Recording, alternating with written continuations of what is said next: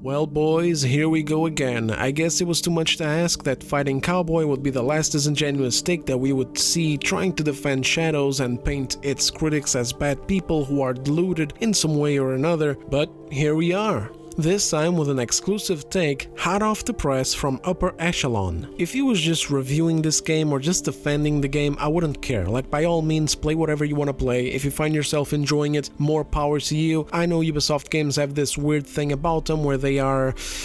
let's put it this way. If the latest Ubisoft game that came out is your first Ubisoft game ever or in a long time, you're gonna have a great time. But if the latest Ubisoft game that just came out is the latest Ubisoft game that just came out, then you're just going to be bored out of your skull experiencing the same thing that you just spent 100 hours doing in the last Ubisoft game, and the other 100 hours in the last Ubisoft game before that, and so on and so forth. I fully understand that, and I also fully understand that sometimes you just want to play some garbage.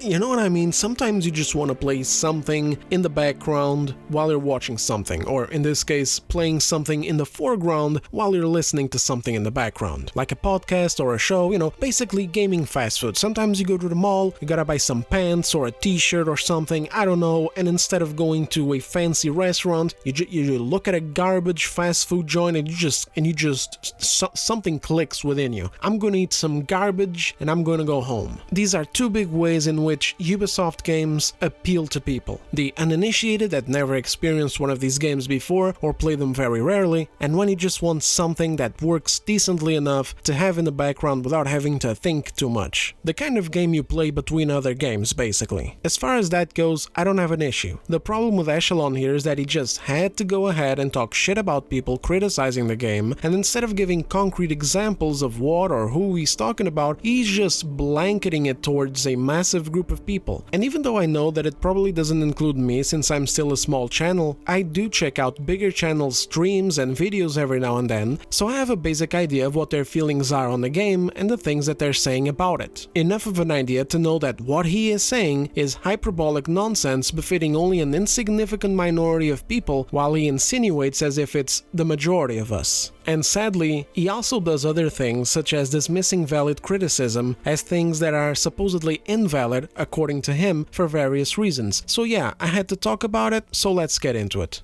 Anyway, Assassin's Creed Shadows has finally released, and believe it or not, I'm about to defend the game, to a degree. Here's the format. I'm going to start by giving an example of valid criticism, and then I'm going to complement that example by showcasing something which is, in my opinion, invalid. I'll go back and forth a little bit, a few times at least. By the end of it, hopefully, I'll have made my case that while there are certainly good reasons to refuse supporting the game, or Ubisoft for that matter, generally speaking, this extremely vocal and seemingly growing subset of the gaming community, primarily the anti-woke content creator sphere and their followers, have completely lost the plot, as they now scream about things which hold zero merit, simply because they are incapable of self-reflection, intellectual honesty, or admitting that none of this ever had anything to do with real principles. This was about clicks, it was about ad revenue in particular, in much the same way that crowd has now gone totally silent on the subject of Kingdom Come Deliverance 2, which was a massive financial success and Game of the Year contender as well. They'll probably go silent about Shadows sometime soon, because it simply isn't the failure that they claim, and thus, the most important part of all of this, it can't be used as a bludgeon against whatever target they pick next time.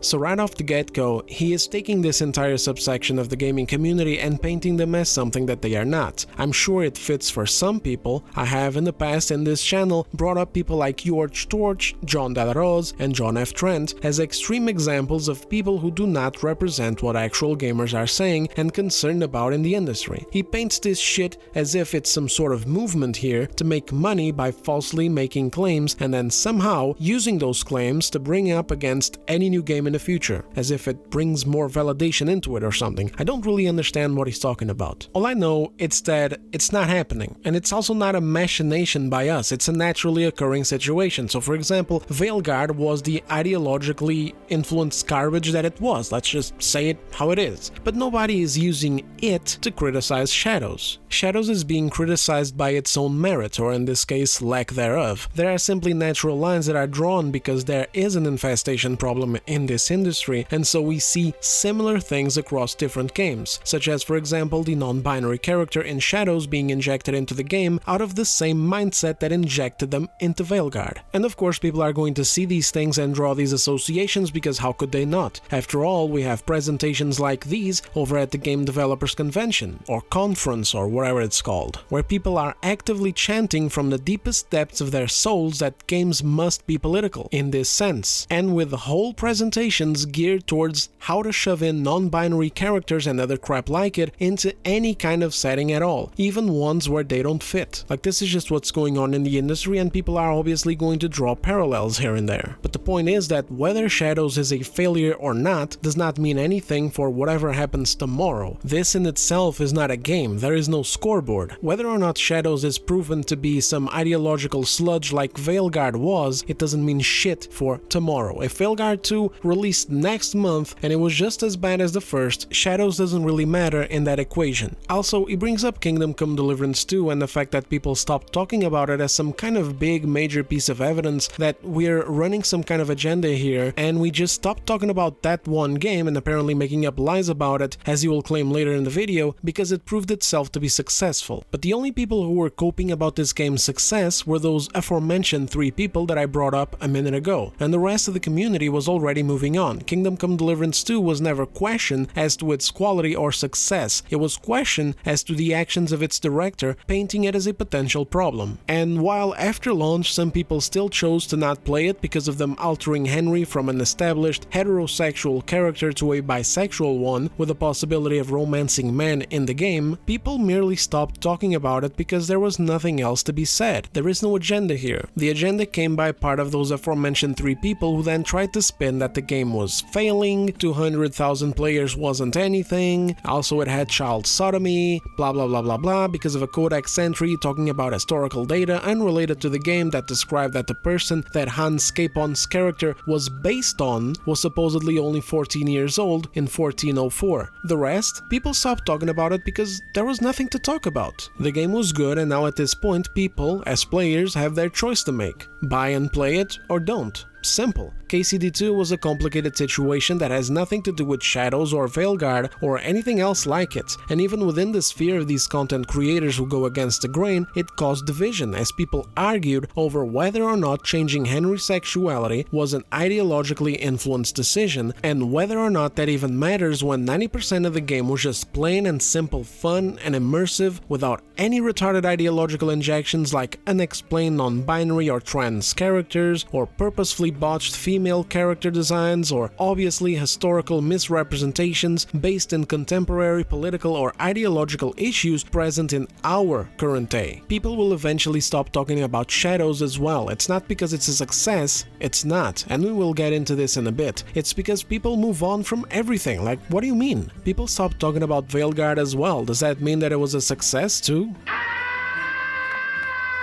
There's a kind of disingenuous demonization that you're going to see present very commonly throughout this video, where he sees content creators that criticize these games and aren't afraid of touching on sensitive subjects in the worst light possible, where nothing that we do is the correct thing to do. If we make a mistake and admit it's a mistake, it's like, look at them, like they're liars, look. If there is no mistake and we keep explaining why it isn't a mistake and it is an issue, it's like, look at them, they keep lying, look at them. And if we move on to a different topic, it's like, look at them, they stopped talking about that other thing because, you know, they had to stop talking about it because they were lying about it. That's the only reason why they started talking about something else. And no matter how much we clarify what we're talking about, no matter if we come out with videos like these saying, hey, look, you're misrepresenting the issue, this is not what's going on, it's this that we're criticizing, then it won't matter. It's just going to be, look at this, they all together, they all say the same things. Look, remember when they did this? Remember when they all said this? When it wasn't.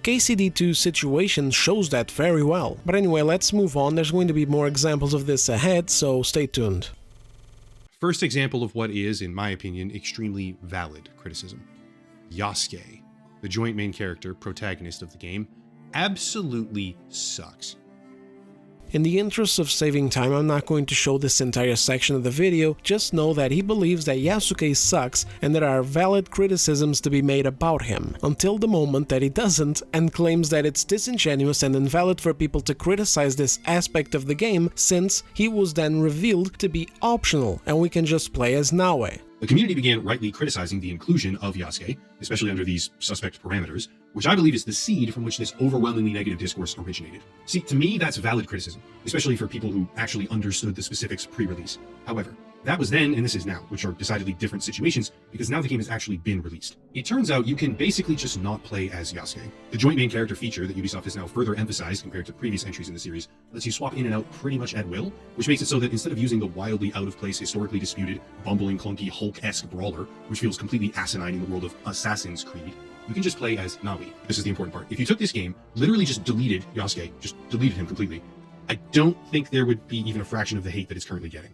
But see, that's an issue, because why on earth, in a post-release environment where we now understand the distinctly different playstyles of these two characters, with the added impact of not really being required to play very much as whichever one you dislike, why are we still clinging to the fact that Yasuke sucks in order to say the game is a total failure? I agree wholeheartedly that Yasuke is garbage. He can barely climb walls, he doesn't even have eagle vision, navigating the world with him is a chore, and watching him run through solid wood castle doors is just a complete joke. It's somebody's power, fiction, fantasy type thing, and it's just decidedly stupid, okay? But guess what? Nobody has to play as him. As with pretty much everything else in this game, it is optional. Back when the game was still on the horizon, when we didn't know what it would eventually look like, criticizing it over the impending debacle of Yasuke feels kind of doable or defensible. However, now that we see what Ubisoft has actually made, why are people so angry over the existence of choices? This is an RPG. You can dislike Yasuke and then not play him. In fact, for anyone who is concerned over Yasuke subtracting from the traditional Assassin's Creed atmosphere, which he does, why is the outrage still there? It's because it's in the game. What do you mean, why is the criticism of the thing in the game still coming up when it's optional? It's still in the game, dude. What? Yasuke is flawed. You admit that he is flawed, but just because he's optional and you don't have to play as him, then what the we can't talk about it? We have to just shut up about it? Like, what do you mean? This isn't a hero shooter where it's like, guys, I hate playing as Mercy. This game sucks. Like, this isn't a hero shooter or whatever the fuck. This is a narrative game. It's a single-player game with a story. Yasuke is part of the story. The writing behind him is retarded, therefore people are going to criticize it. How is this complicated? Also, we already knew that it was going to be optional. We already knew going into this that Yasuke was one of two playable protagonists. However, still the most important one, according to Ubisoft's own promotional material, over time, except in the past few weeks when it switched to prominently featuring Naue. Like, again, this stuff that Yasuke represented is still in the game. All the criticism that people had are still valid. Just because you can choose to spend most of your time playing as Naue,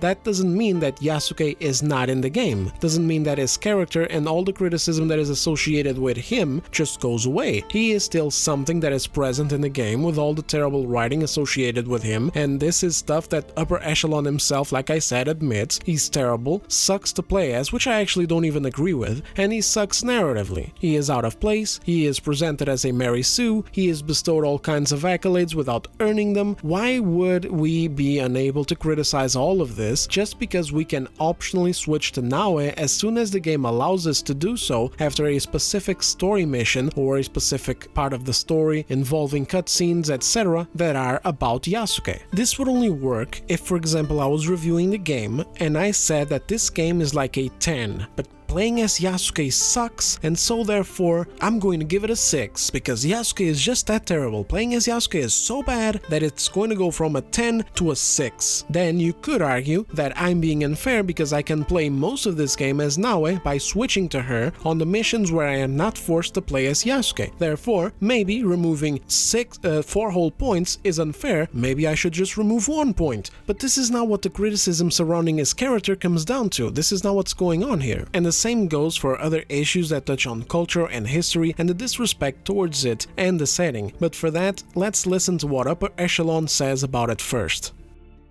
I find it exceedingly strange now, and I don't know when precisely the shift happened. Sometime recently, but I couldn't put my finger on when. But people now appear to be viscerally angry that a choice they don't like even exists in the first place. I can understand that outrage when the player is forced to do something, but when did we switch over from don't force me to play as something I don't want to, in a franchise where I have certain expectations, to don't you dare even create something I don't like, even if I never have to engage with it hardly at all? Why is that happening? It depends on what that thing is and what is the motivation behind it. For example, using Cowboy and what he brought up, back in the day we had optional gay romance options in Mass Effect and Dragon Age, and many other games by the way, and they weren't problems because they were just that. They were options in the game that aren't forcing anything on a player nor being put there for a different reason. They're not part of an ideology trying to change things within the industry, not trying to fuck with the demographics of anything. It was literally just, hey, here's this awesome RPG, you can play as a girl or a guy, choose wherever you want, and there's also like 6 or 8 different characters, some of them male, some of them female, that you can romance throughout the story. That's it. Nobody's trying to associate it with movements that exist right now, contemporary shit, nobody's trying to do any of that. There's no fucking unhinged developers on Twitter going nuts, talking about their politics and how we're all chuds. There's no like 5 or 6 games in a row doing this one same thing over and over, you know, these things like, for example, an ugly character here and then another one and then another one and then another one. There's no pattern that's being followed anywhere. There's no weird things being said by project leads about modernizing the franchise or bringing it to a modern audience or whatever the fuck. There's none of that. It's just, here's the game, do what you want. If we look at Veilguard and the shit that they put in that game, for example, arguably you could say that it's optional too. Just like Yasuke, like we don't have to talk to Tosh, we don't have to have Tosh come along with us on quests that aren't strictly related to her. If we don't progress her personal questline and we stay away from her interactions in the lighthouse, we can significantly reduce the amount of cringe in the game. But this doesn't make it okay for that cringe to be in the game in the first place when it comes from the motivation and intention to ideologically influence the game's industry. Shit like that doesn't end up in the game because it makes sense, like the optional same-sex romances in previous BioWare games. Of course, aliens are going to fuck each other. Shit like that is in the game because it's putting this same agenda that we've seen getting out of hand across the entertainment, coming all the way from comics, devastating the TV and film realm, especially when it comes to Disney and the shit that they've put out and ruined, and now it's infesting the games industry. And as you could see from that previous image from the Game Developer Conference or convention or whatever, this stuff is literally ingrained in the industry. We are getting activists instead of developers being placed into leading positions, and we are enabling them and reinforcing their beliefs whenever they shove their political and divisive and ideologically motivated shit into the games. Sorry if I sound very hectic today. I usually tackle these topics a lot more calmly and I bring more receipts and etc, but I'm really just trying to get this done as fast as I can because I would love to get done with Assassin's Creed Shadows and move on to something else. Like, I want to just review the game, show you guys the idiotic crap that I've been seeing in it, because this game is so bad. This game is actually so fucking bad, and it doesn't even have anything to do with Yasuke. Well, part of it does, because Yasuke is a Mary Sue, make no mistake about that, but there's so much wrong with this game that goes far beyond Yasuke, and it's just being used as a scapegoat. It's like, oh, people just hate it because of Yasuke. It's not. This game is just bad. It's not the worst that Ubisoft has ever made, but it's just bad, and it's unavoidable to see it when you put it together with all the context. So I just want to get there and do that as fast as I can. Still though, I'm not going to leave you guys hanging on this topic because it is important. That's why I'm making the video to begin with. So let's continue. Even when we say that it's just optional, people don't want more Veilguards and Dustborns. People don't want more slop that we can't even criticize, because when these games become tied to ideological bullshit, it completely changes everything. We can no longer even criticize games normally anymore, or praise them for that matter. Games media will never address any issues. They will instead go ahead and praise these games and pass along articles trying to claim them as total successes when they were actually complete failures, as we saw with Veilguard and are seeing now with Shadows, despite this guy saying the opposite, but we'll get to that part in a second too. This shit is terrible for the industry because it makes games get judged based off of whether or not they're reinforcing the dominating agenda. Sorry, I meant the dominant agenda. A game like Black Myth Wukong gets demonized because it rejected Sweet Baby Inc.'s agenda, agenda, and a game like Veilguard gets glazed because it was so ideologically compromised that it didn't even need a company like Sweet Baby Inc. to come in and teach them how to spread this agenda throughout dialogues, character designs, tropes, and nonsensical plots. This is why recently there's been a rise of people fighting against some things that are merely optional, and sometimes, yes, it sucks, and it doesn't always land. Sometimes people make mistakes, sometimes people get things wrong, but it's up to us to be honest and draw those lines. One way or another, the state of things is just what it is. It's a natural reaction to the intrusion of that ideology in the first place, which was not brought onto the space by us. We were just happy playing video games, but now that they brought in contemporary divisive matters, politics, into the space, they have to deal with the consequences of the division. And sadly, there's going to be collateral damage because people are so high alert about this stuff now that sometimes they are immediately mistrusting a game because of a certain choice or thing in it that fits into a recognizable pattern. As I usually say in my videos, I try to do things correctly. I try to say, hey man, this is okay, or hey man, this is not okay, but at the end of the day, I'm not going to bother myself with this while the main issue is still plaguing the industry. We have to hold each other accountable, yes, absolutely, but currently it's neither of us who have control over the industry or of what is actually being put into the games. Perhaps on the subject of historical accuracy based on prior statements for a small subset of the player base, it might still matter, but Assassin's Creed is intrinsically fictional. Time travel, aliens, I won't go down the road of animist lore here, but historical accuracy in any real sense of the word is kind of a non-starter. People seem very concerned about how Yasuke can romance certain other characters or how there's a non-binary interaction of some kind, and I would agree with people if any of that was ever forced on the player. But Ubisoft put in an entire separate mode of the game called Canon Mode. You can select an experience that removes those choices entirely from the main menu before you even start the overall experience, which leaves me baffled, honestly, because people are still genuinely outraged over the existence of characters and choices that they never even have to basically see. Feel free to chime in down below in the comment section if you want to, but how does that really make sense? I'm not going to go into this again, I already did it in 2 separate videos, you guys can check them out if you want to go into more detail. He talks about historical accuracy and how these games aren't that way. Duh, no shit. And he talks about how canon mode makes the choices of romancing the non-binary character and Oichi disappear. We already went over why whether something being optional doesn't matter if that thing is purposefully put there to push forward an agenda, or in the case of Oichi, if it's disrespectful. Canon mode also doesn't make the non-binary fella go away, now does it? It just takes away your ability to bang him. But there's still a modern, contemporary symbol of identity politics in feudal Japan. So I'm just saying that canon mode doesn't really matter here when it comes to that stuff. You know, the stuff is still in the game. Most people aren't even going to touch canon mode because they don't want to play a game that is basically an RPG with choices and etc. without actually having the power to make those choices. And when it comes to Assassin's Creed and their playfulness with historical accuracy, basically in short it comes down to this. Assassin's Creed used to play with history in order to create something fun and interesting for the players without crossing lines that shouldn't be crossed where it would be disrespectful or sending some kind of message. So automatically right off the get-go, if you're taking some other country's setting, history and culture and you're injecting into it modern day Western Californian bullshit such as gender theory and identity politics, that is already in its own an issue that you're probably going to have to contend with.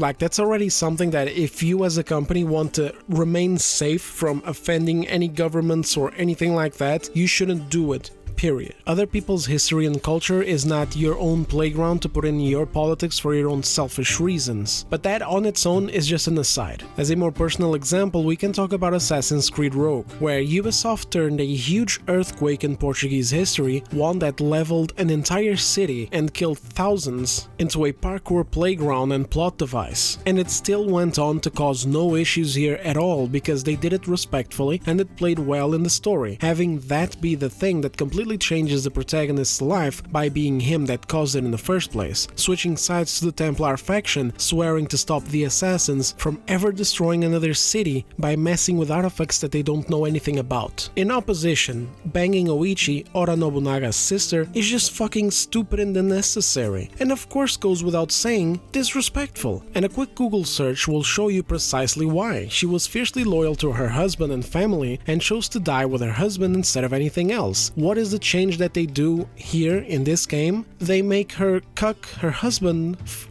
dead, by the way, for no reason. Like, what does the player gain from it? Nothing. What does the culture gain from it? Nothing. Gameplay. Do you get anything out of the gameplay? Was anything interesting at all? No, nothing. It's just this stupid fucking decision that they didn't need to make. They could have created any other character, like they created the non-binary fella, and just gave that character the romance path with Yasuke. Why the fuck do they have to go for a prominent figure in Japanese history and culture and do that to her? And in an alternate timeline where this is the only fuck up that this game committed, it's like, okay, fuck it, whatever, let's criticize it and let's move on. But it's not. There's so many more issues that relate to this total carelessness with Japanese history and culture that it's just impossible to ignore or to just let go. Upper Echelon also brings up the Pope in Assassin's Creed 2, which relates to this, but it's a bit further ahead in the video, so just sit tight for a moment and remember it for when it comes up.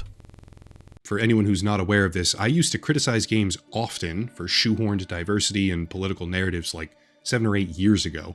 And now watching this new age of anti-woke content creator basically parrot watered down or much less articulated talking points well and truly after the tide seems to have shifted feels kinda weird.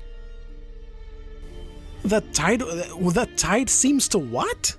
What the fuck is he talking about? So let me get this straight. 7 or 8 years ago, he used to make content complaining about shoehorn diversity or other political issues in games back then, when it was far less problematic than it is now. When it was so not overt that it was practically non-existent. And now, when it's at its worst, he doesn't do that anymore? I actually missed this the first time I listened to the video and took notes. Like, later in this video, this guy's gonna be talking mad shit about how people are only doing this for profit.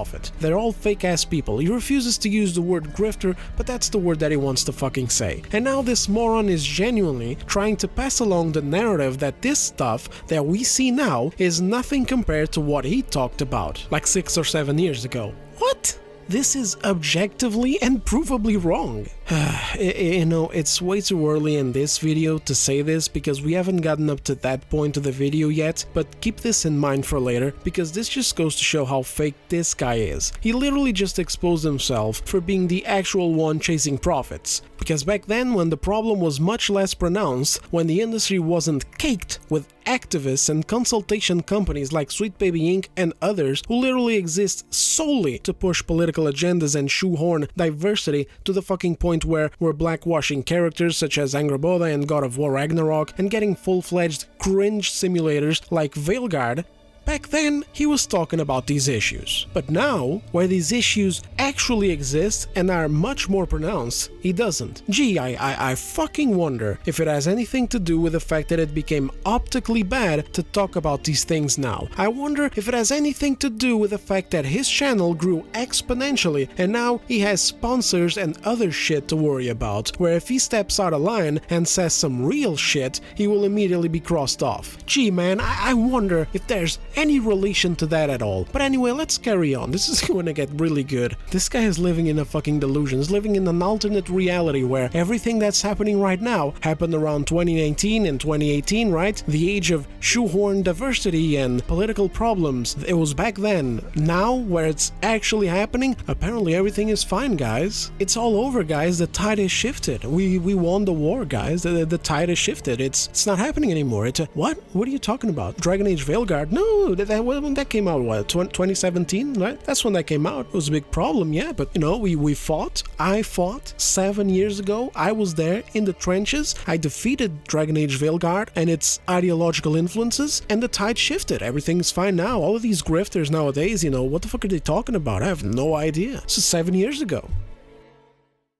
Next is cultural respect. Having talked about Yasuke, including some of the choices that can be made with him, which pertain to real historical figures, some of them, if those are what people find to be offensive, I would once again like to mention canon mode, which is purpose-built to remove all of that from your experience entirely. But beyond that, there's a lot of blunders that Ubisoft has made. Correct samurai clan symbols. They used material that they didn't own the copyright for, which was a pretty big blunder. They had a one-legged torii gate on a figurine of Yasuke, which is closely tied to an iconic shrine in Nagasaki. And more recently, the topic of shrines came into question itself after a clip went viral on social media of Yasuke destroying one of them in-game.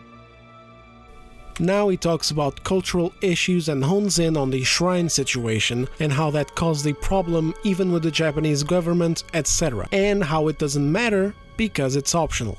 For starters, Yasuke is a joke of a character. He literally runs through things, destroying them in a way that makes him totally abhorrent to me in a game about stealth and assassination.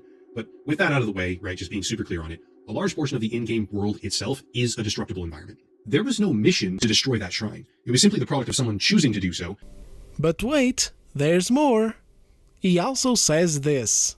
And immediately following the backlash over all of this, Ubisoft announced a day one patch that would make certain portions of the game world non-destroyable. Certain NPCs and specific sections of buildings will no longer be part of the overall destructible environment. I'm sorry, but Ubisoft did no such thing. This debacle was months ago, and the game still released with destructible shrines anyway. This happened during the previews. If they cared at all about this issue, they would have fixed it and the game would have come out without the problem. And aside from that, there's also everything else surrounding it, all the other mistakes that Ubisoft has made, things that Echelon glanced over, and even some things that Echelon did not bring up, which could be accidental because, of course, in the end there's a lot of mistakes that they made with this game, and while they're not all egregious, some of them were. And then in the end, people are left to wonder just how much of it is a mistake. Like, how many mistakes can you make until it's deliberate, or until it's gross negligence, both of which merit criticism, and that criticism is valid. My brother, you can't keep dismissing people's criticisms. It doesn't matter if it's optional or not. It wasn't optional to destroy crosses in Valhalla and mosques in Mirage. This shows, or at least it should show, that Ubisoft is somewhat culturally aware of these things, and so they shouldn't be in shadows either. But let's take a minute here and just be honest with ourselves, okay? Is this really some sort of insane cultural disrespect on the part of Ubisoft? It doesn't have to be a case of insane cultural disrespect in order to be criticizable, and it's not up to you to say if it is or not. The Japanese people it seems to be, and that's what matters, and this was increased by the fact that in previous games it was not possible to do this. If it's not possible to do this in previous games, then it shouldn't be possible to do in this game either. A better question that I would accept would be, are the Japanese justified in feeling like this is an insult, and are they justified in demanding this to be removed or fixed if such was the issue? And in that case, here's the thing. If symbols of Christian and Islamic faith were also destructible in previous games, then the Japanese would have to suck it up and just understand that the world doesn't have to bend to their own sensitivities, that there is no inherent disrespect intended. It's just the game as it always has been. If they want to ban it in their country like Germany bans so much shit in theirs, for example, go for it. But that would be it. That would be up for discussion if people wanted to argue that. However, they weren't destructible, and so the mirrors in these Japanese shrines should also not be destructible. It's as simple as that. And coping and reaching so far just to fucking defend the multi-billion-dollar company is fucking cringy, dude. Again, they've made blunders that they can certainly be criticized for. But in Assassin's Creed 2, you literally take down the Pope. It's not like Ubisoft is coming out of the woodwork here and doing something with the explicit goal of snubbing people's faith. Then he brings up the Pope, as I mentioned before, and how we take him down in Assassin's Creed 2. I don't know what he means by take down. After all, we fight him, but we don't take him down. But okay, fair enough, we do fight him. He does make it though, and then he is present in the next game. The thing is though, that we don't just take down the Pope. We take down Rodrigo Borgia, who is the antagonist throughout the entire game. He is the Master Templar, and he spends the entire game amassing power and influence, becoming the Pope by the end of it, and attaining control of very, very dangerous Eden artifacts. This is a completely different situation where once again Ubisoft showed how they used to know how to blend historical elements with fictional elements to create these games in a cool and interesting way. To compare this with the Shrine Destruction, the romance with Oichi, and all the other blunders and mistakes is insane. This wasn't a mistake, nor was it disrespectful. It wasn't a jab, nor was it a disrespectful misuse of a historical figure that means a lot to people, just for a quick bit of cringy ass romantic fucking gratification. The only comparison here that you could make is if, for example, in Assassin's Creed 3, we were allowed to bang George Washington's wife. But we weren't. As much as I wish that we weren't, man. Actually, I just googled her. I take it back. Napoleon's wife, though. Now that, we can discuss that. I mean her. Anyway. How about another one? Microtransactions. On the list of things that warrant criticism, this is probably my go-to example, and Ubisoft sucks when it comes to monetizing their games. Assassin's Creed Shadows is a full-priced, greedily monetized format with a full shop and all sorts of additional techniques for extracting what's called recurrent user spending. Of course, microtransactions in general are a foregone conclusion now. We lost that battle decidedly as a gaming community, but Ubisoft goes a few steps further, right? They always creep a little bit down that road. I think it was Odyssey, yeah, where they first did something like this, but they actually appeared to have throttled down the experience rewards, right, for Odyssey in that game, and then remedied the self-inflicted problem by selling a permanent 50% XP boost in the microtransaction shop.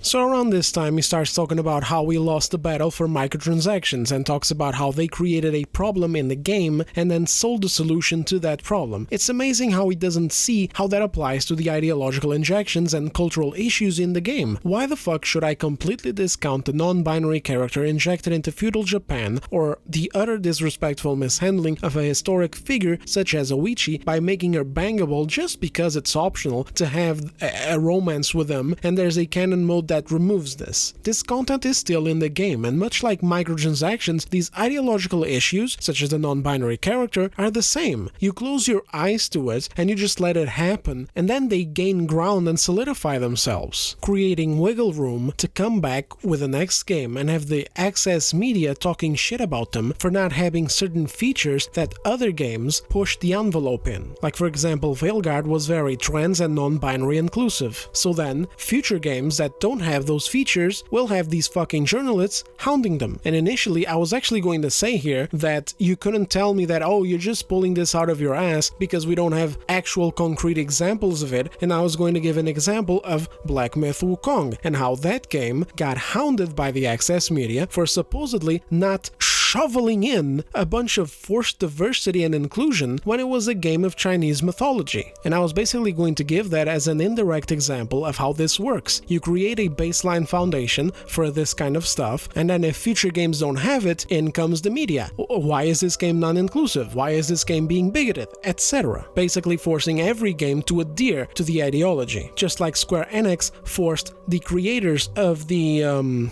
what's the fucking name?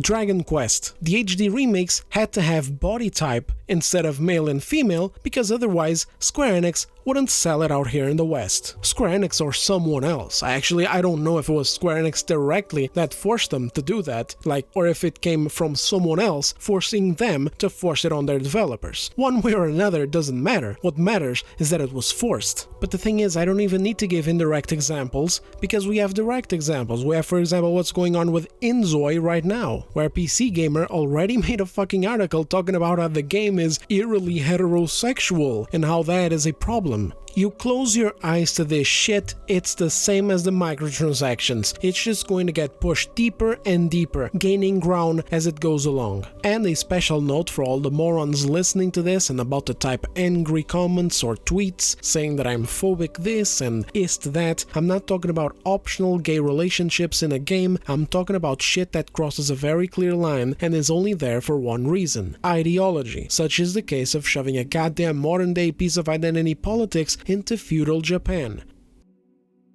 And I will never step in to defend them for shit like that. But as much as I dislike the monetization mechanisms for Shadows as well, the fact that they focus so heavily on recurrent user spending through microtransactions is a really interesting segue into some invalid criticism. There's a group of content creators, I'm not going to mention them by name, their audiences are exceedingly irritating lately, but there's a group of creators who are repeatedly claiming that Assassin's Creed Shadows is a financial failure. Disregard the fact that the game has 3 million players already so far, and it's the best launch ever for a game in the entire franchise, second only to Valhalla, which came out at the apex of the COVID-19 video game industry boom, which is a black swan event. But anyway, disregard all of that, because apparently the Steam charts don't have a super high player count number, and apparently the fact that they're saying 3 million players and not 3 million sales is evidence that the game is a failure, and thus Ubisoft is a failure. Here's the thing, if you make 30 videos in 6 months just repeatedly condemning the game with half of them identical headlines and as much vitriol as you can possibly insert into those videos, and you're saying it's the next big failure in video games over and over and over, if those videos get millions upon millions of views, thus earning tens of thousands of dollars, and if criticizing that game is the single largest bump in revenue, traction, and subscriber growth that you've ever seen on your channel, what happens when you're wrong? Short answer, if you're wrong, you're just not wrong. You can't be wrong. When you're part of the current generation anti-woke phalanx, if you will, you cannot ever admit that you were wrong. It helps that they're all standing shoulder to shoulder with each other, making money every single step of the way. But when a game like Shadows comes out, and it's plenty successful, you have to just pretend it's not. The argument that I see plastered everywhere right now is that Assassin's Creed Shadows was the final nail in Ubisoft's coffin. They needed this game to be a success, this was their last hope, and it failed. But with every ounce of sincerity that I can muster here, anyone who's saying that is kind of a fucking moron.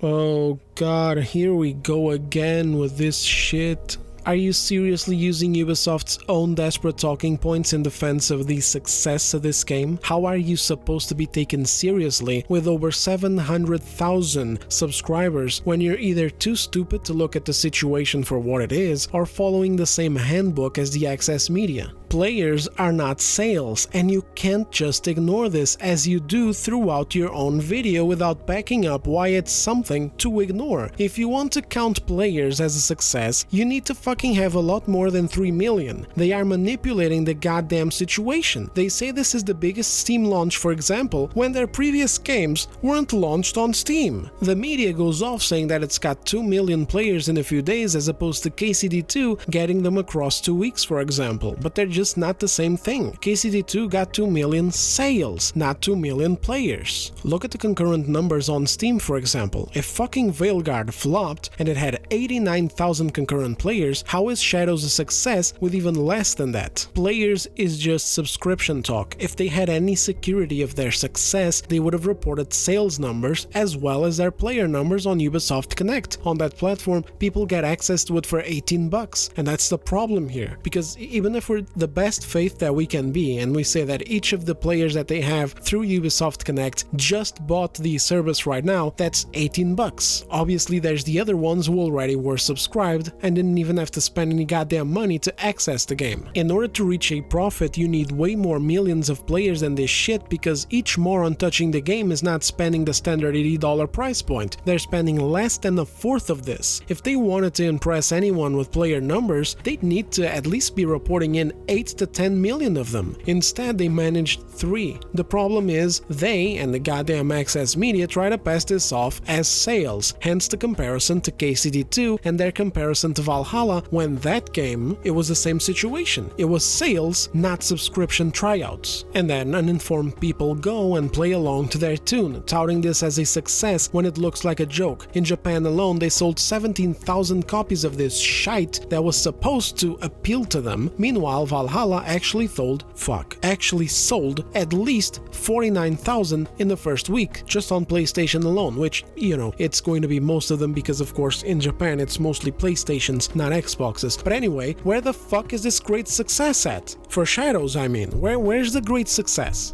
Because the game is primarily console-based, and thus Steam charts is probably the dumbest way to try and measure its success. Yeah, sure, I've heard this same line of Copium in regards to Dragon Age Veilguard. Look at how that ended up. Fixating on the discrepancy between players and sales, those two words, is a losing perspective, because like we just said in the valid portion of criticism, Ubisoft builds out their games to maximize recurrent user microtransaction spending. Assassin's Creed Shadows is no different.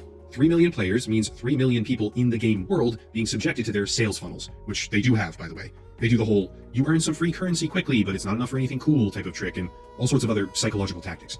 So your point here is that this game is going to be successful anyway because it's going to be bleeding whales dry with their dogshit live service mechanics that are predatory as fuck injected into the goddamn single player game. And so because of that, we, the people making videos about how bad the game is and why we believe the game is bad and why we also believe that it failed to capture a player base, we need to shut the fuck up because we're idiots and we don't know what the fuck we're talking about. Even though what we said is true. It's just that in your idea, the few people that this game is managing to capture are going to fall prey to its predatory monetization systems and end up giving Ubisoft a lot of money. What the fuck is this guy talking about? I thought the shit take era had ended. Apparently it hasn't.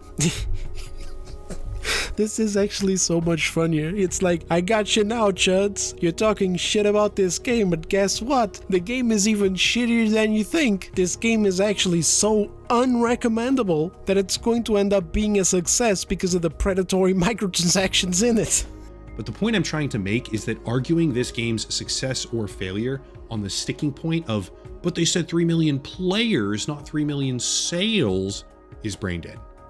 Why is it brain dead? Explain why it's brain dead instead of just saying that we're this and that and the other and we're just grifting because we can't admit that the game did well, even though you just gave the fucking example that people pipe down about, KCD2, which is disingenuous as fuck by the way, because it implies as if the problems that people have with games are always tied to success or failures, when it's not the case at all. When a game is good and does well, people acknowledge it. The only ones I've ever seen coping and saying, nah bro, it's a failure, were those Twitter accounts like I mentioned before, George Torch, John Del Rose, or journalists like John F. Trent, which are not fucking representative of all of us. In fact, they don't represent shit. They have their own views and belong to their own subsection. Yes, they're technically anti-woke, but that encapsulates a bunch of people. Some of them are moderate, some of them are liberal, some of them are more extreme. Do you get what I'm saying yet? I don't think I need to explain this any further than I already have. When you blast at people with these generalizations, you're just exposing yourself for a weak-minded strawman manufacturer who can't back up his claims. Go ahead and explain why the fucking players to sales thing is so irrelevant when a player doesn't even count a fourth of the value that a sale does. And also go ahead and address the hours played situation as well. And don't come at me with this bullshit about microtransactions and how this game is meant to be successful because it will profit from whales with recurring spending, when this alone is a bad thing and is not what's being reported. Ubisoft and the fucking Access Media by extension aren't reporting, hey fellas, we sold 2 million glowing rainbow dildo packs already, making this the most successful ass creed to date. Investors, get investing your money right now, let's get that market capital up. Instead, they're talking about player numbers and masquerading them as sales. Address the fucking situation at hand. Don't wriggle around it, address it. Tell me why it doesn't matter when Ubisoft and the shill media are purposefully conflating both of these to pass along the idea of sales to us and their investors. And it's not the most successful entry in the Assassin's Creed franchise because of Valhalla and the Black Swan event, but it's the second most. And it comes at a time when they're spinning off franchises anyway while saving the business, which leaves me completely flabbergasted, I love that word, at why and especially how people are so intent on criticizing Ubisoft that they're just resorting to making things up.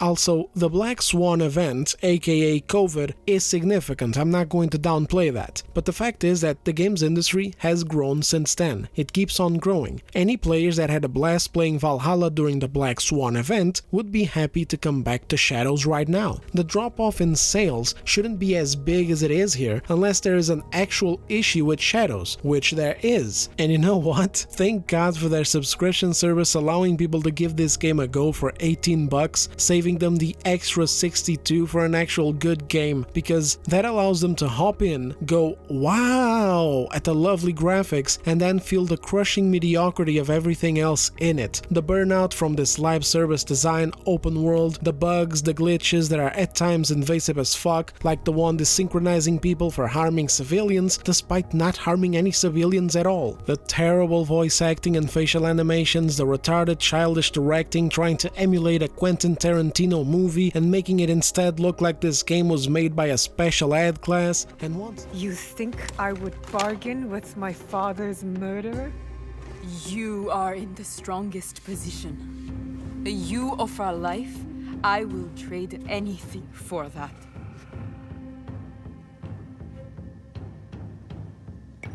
I want the bucks you took from me that night. Ah, the bucks. Well, it isn't here, but I can take you to it. No, you'll tell me where it is. I do that, you'll have no reason to let me live. So you won't tell me where it is? No. Then you're of no use to me at all.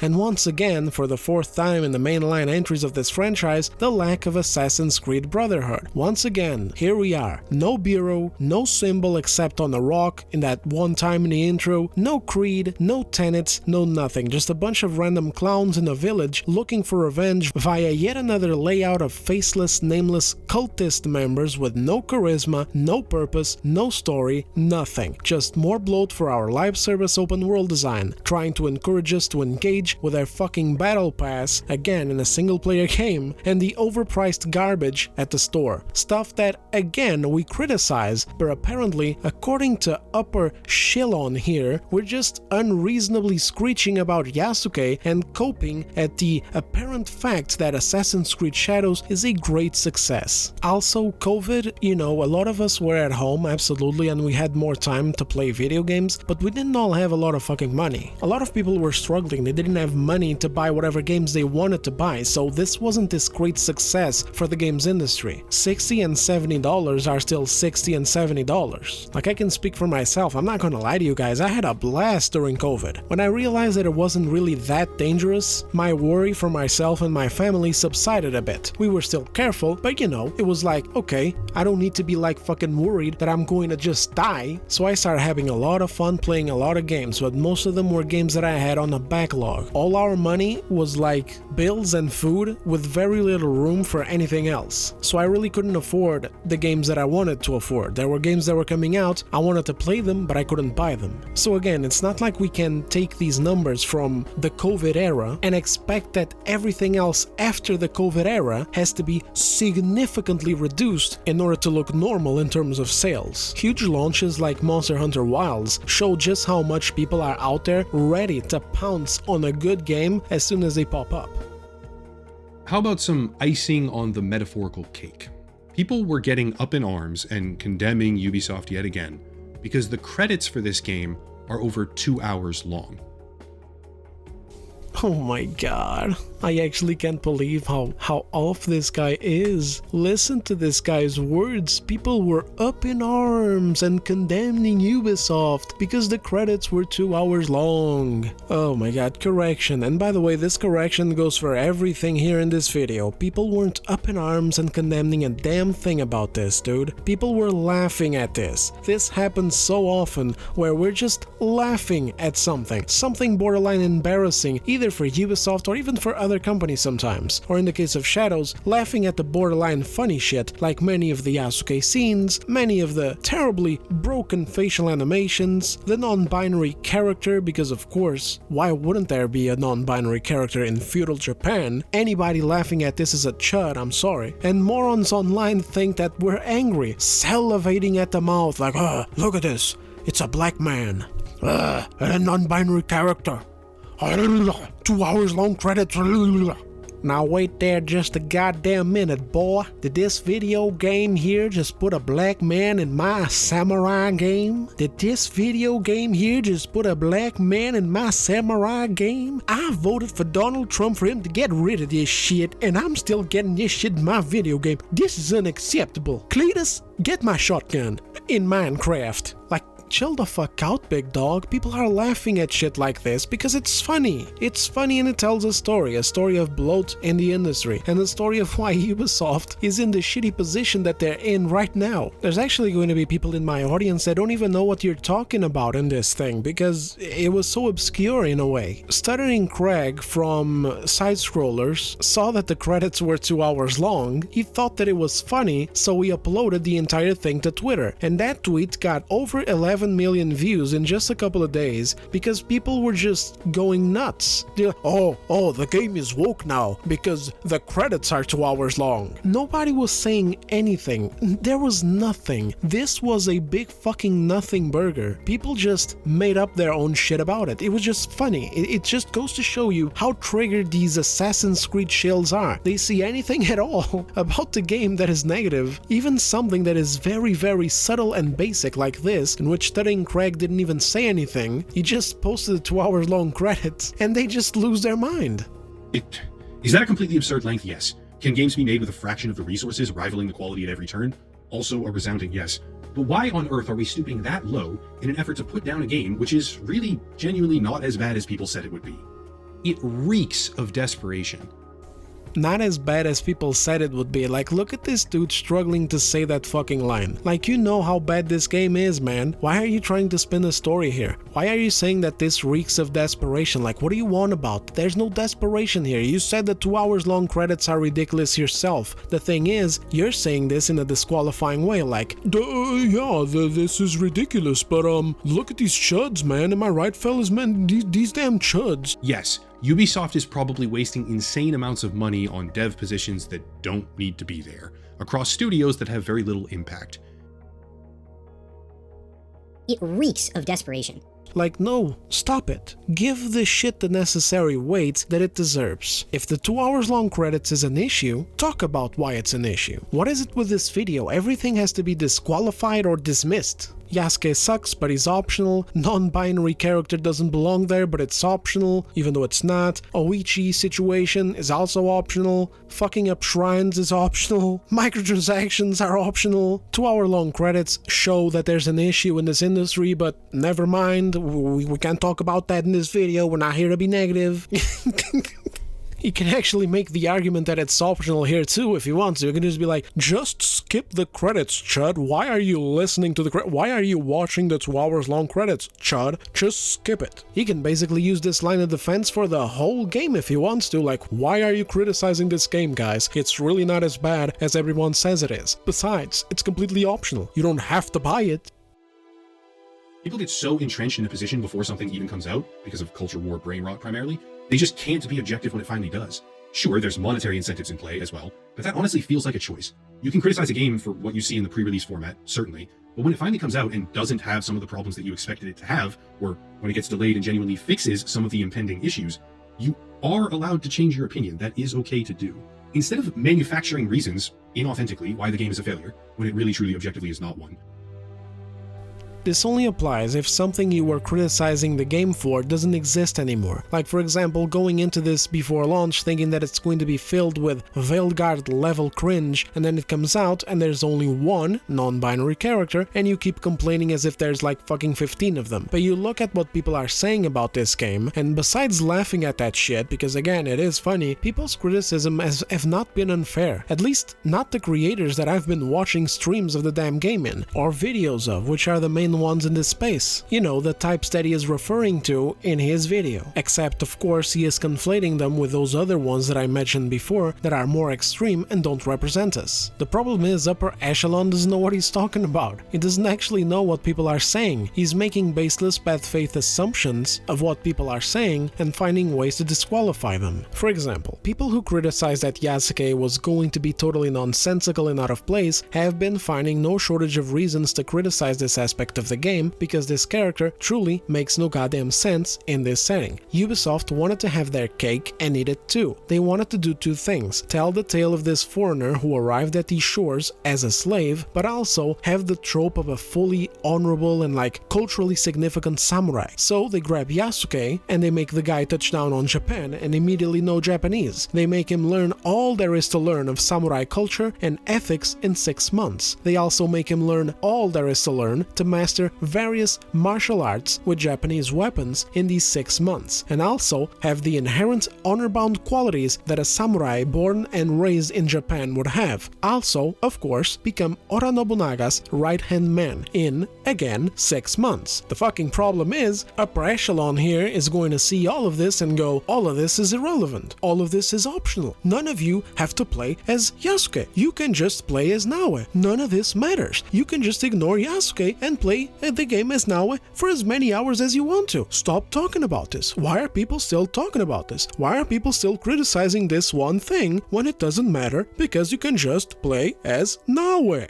As if that shit excuses anything at all, as if that just makes all of these problems that are still in the game just magically disappear. And other criticisms of this game are of the game itself, like, you may be into this slop, you may not be tired of the same goddamn formula over and over and over again, you may be content simply because the game looks very pretty and because Ubisoft finally, after 9 fucking years, has finally added some more stylish athletic movement options for for Naue, but everything else that plays this game is still a problem. It's more bloated now than ever before, you can't take a shit without having another goddamn viewpoint to climb up to synchronize, you can't complete a damn thing anymore because when a new season rolls over, which is tied to time, it's not even tied to the story or anything, you can just be playing the game, doing other random shit like completing fucking outposts, and the season will change and everything will be reset. The new season rolls over, all the enemies that you killed and all the loot is reset. Like in previous games in Origins and Odyssey, you would complete these little objectives and then the locations would have a little icon on the map that was golden, which meant that you've already completed that place. So even if you could go back and they reset the enemies, which I'm not sure if they did or not, I don't remember anymore, at least you had the little completionist thing on the map. Now you got nothing.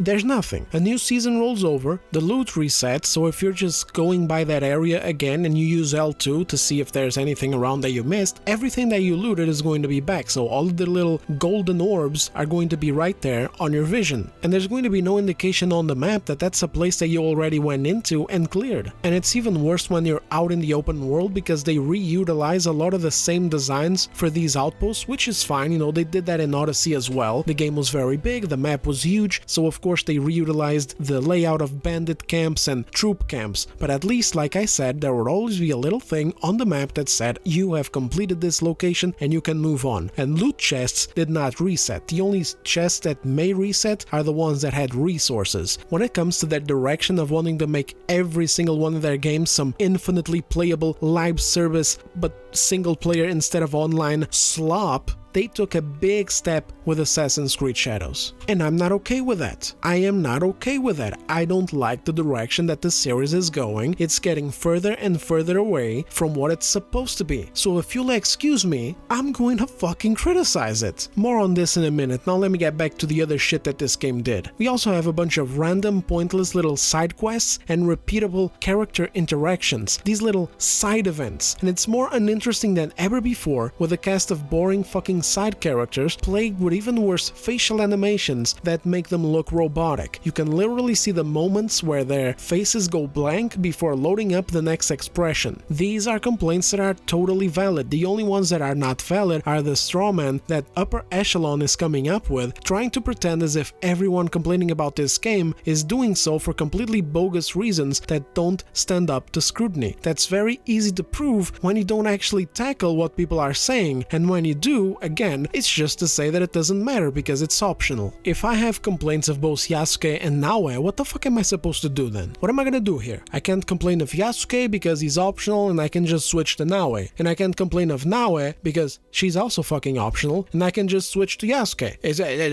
What the fuck do I do now? Where do I go from here? Is this the same logic going to be applied to side characters as well? Oh, Dez, you bastard, stop complaining about the soy boys at the assassin hideout that's not even an assassin hideout. It's just a random fucking village our enemies could literally send an army into and burn to the ground before 3 o'clock. They're optional. You don't have to engage with this huge prominent part of the game. You can just ignore it and go kill random enemies in respawnable map markers for 200 fucking hours while buying the latest lightning dildo cosmetic pack. That's the intended experience, Dez. Everything else is optional.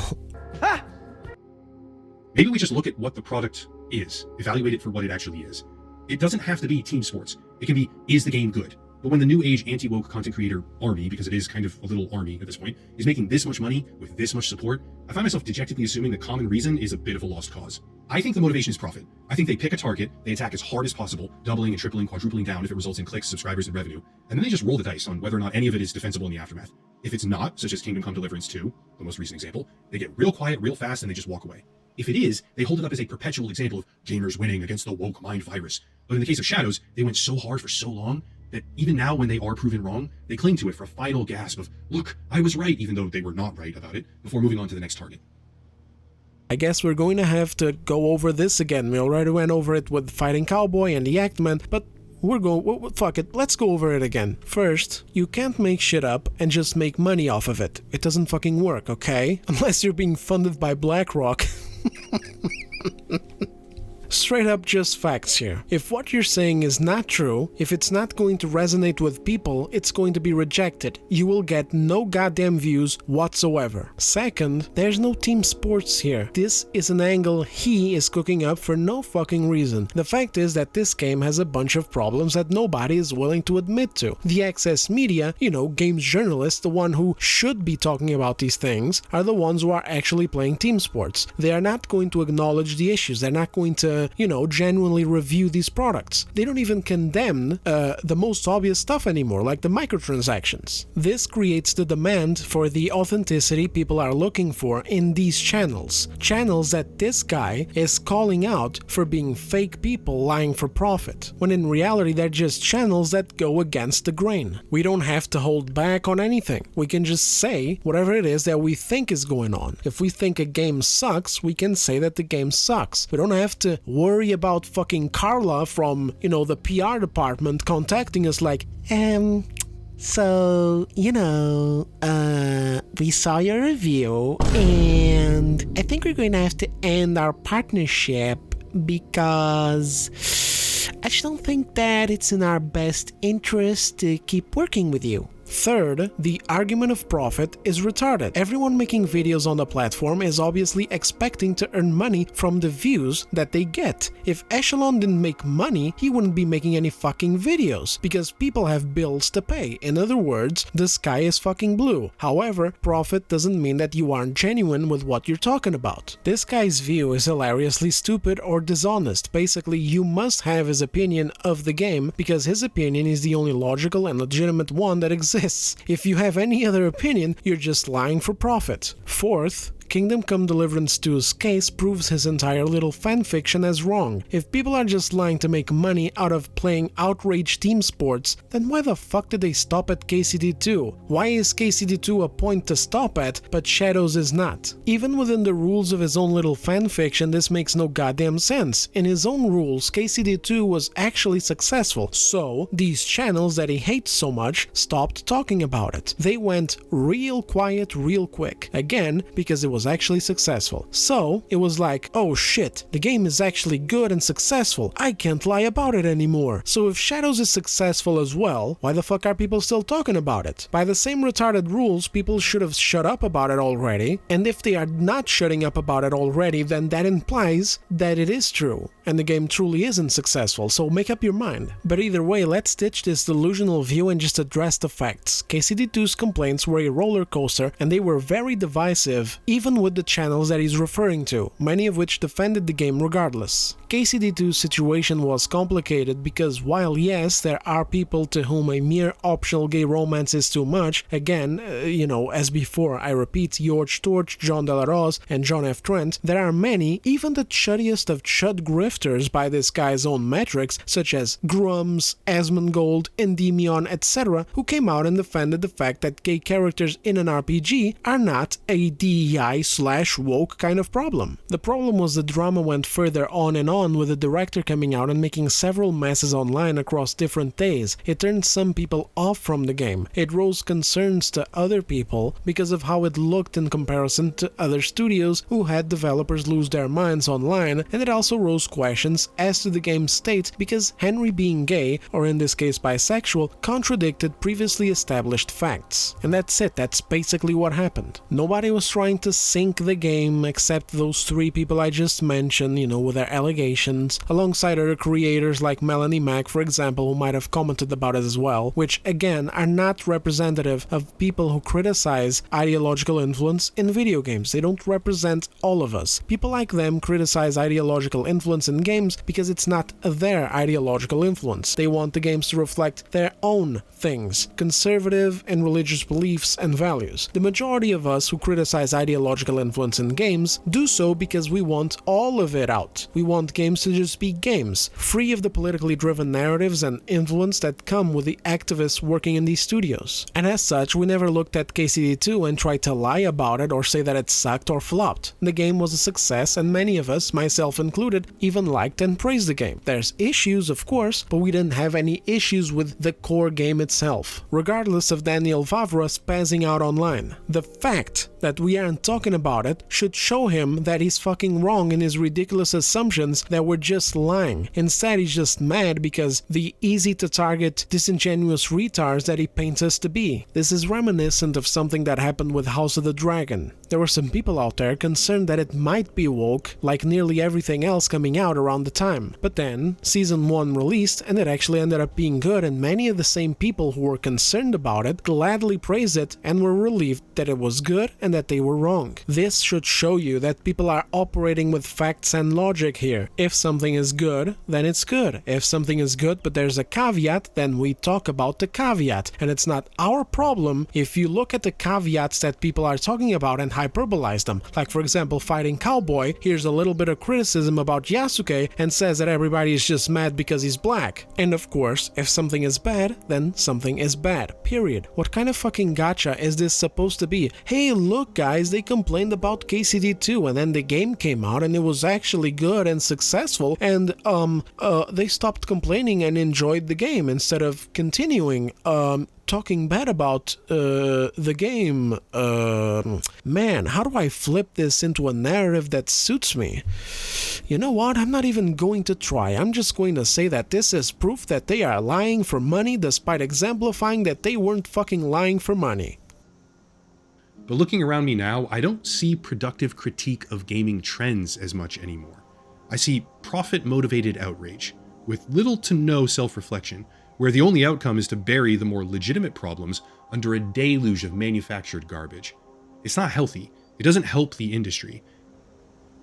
Brother, you're doing literally the same thing here. You're looking at this great landscape that is video game criticism, and you're taking everyone who even dares to touch on these culture war issues and equating them to fake content creators making shit up for money, when in reality the people who fit into this category are minuscule. You're taking people criticizing valid things and scratching them out because they're optional. Is this how you want critical discourse to be? Is this the legitimate way of going at it? Oh, it's optional, guys, stop talking about it. Like, at the very least, present examples of what you're saying, because the only one manufacturing garbage here is yourself.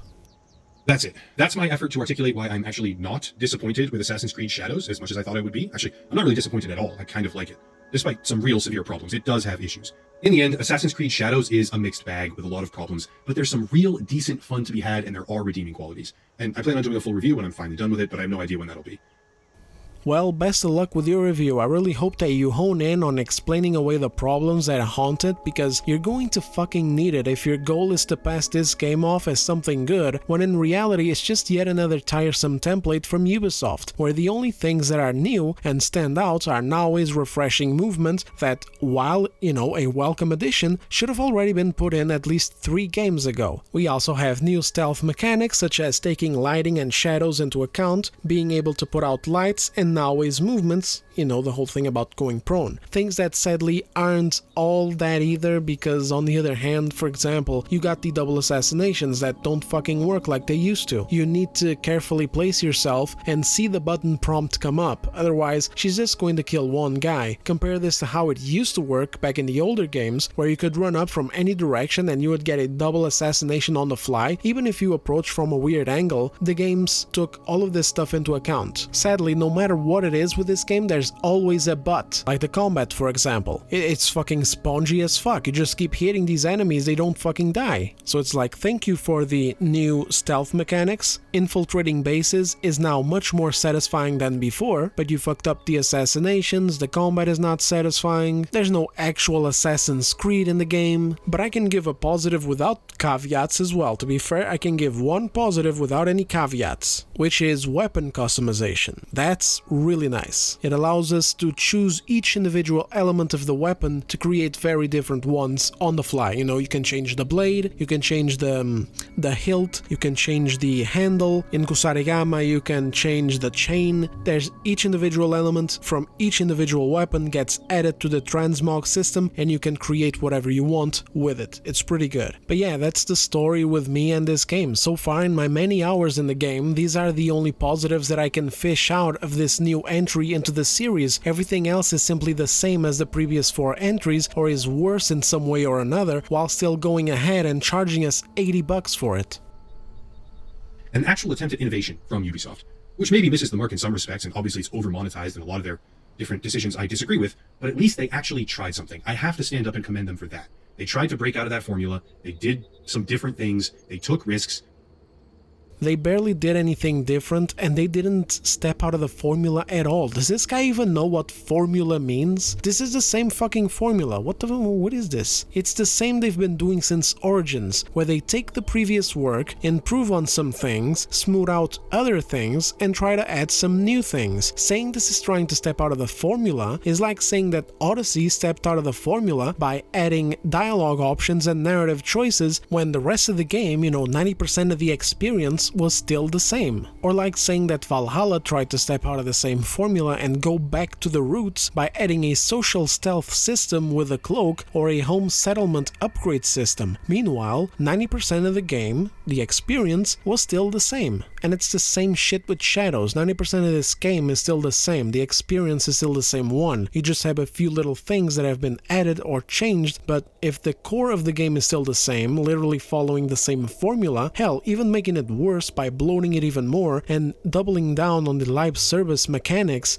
then no, it's the same formula, except worse.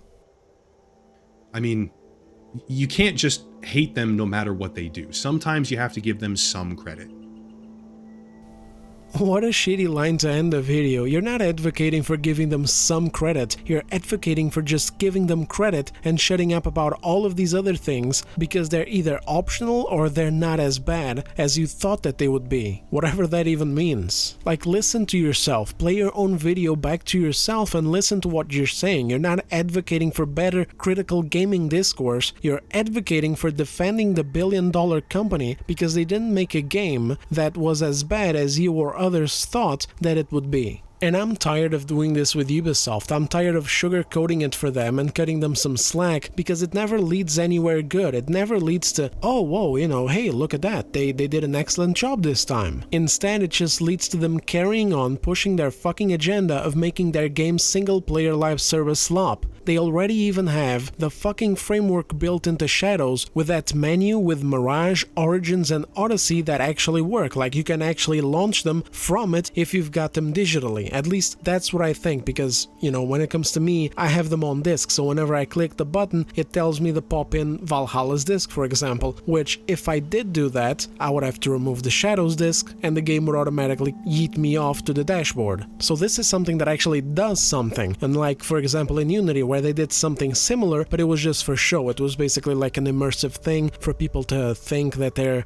using Abstergo entertainment, which was a lore thing that they abandoned. Like they abandoned most things to do with modern day. They are carrying on going down this fucking road of giving a standardized slop that is easy to shit out every year, filled to the brim with even more rampant microtransactions, even more invasive shit to the point where here we have seen the debut of a fucking battle pass, in addition to the usual shit that they already had, where they're charging $20 for a cosmetic pack. The same money you'd pay for an expansion, except all you're getting is just some armor, some weapons, some garbage for your settlement, and a horse. Congratulations, dumbass. And I'm just tired of it. I'm tired of each new $80 entry with even more egregious microtransaction bullshit and worse writing, story, and open world design than before. I'm tired of pretending like it's okay as they keep pushing for more of it, instead of doing the opposite, giving us a show of good faith by doing less of it. If they actually did that, I would be more lenient with Assassin's Creed Shadows, but they're not. They're showing us that, hey guys, we're going to give you worse games and more monetization. If you want to eat the slop and praise it and sell it to your audience, go for it. You're free to do so, but don't come out with shit videos like this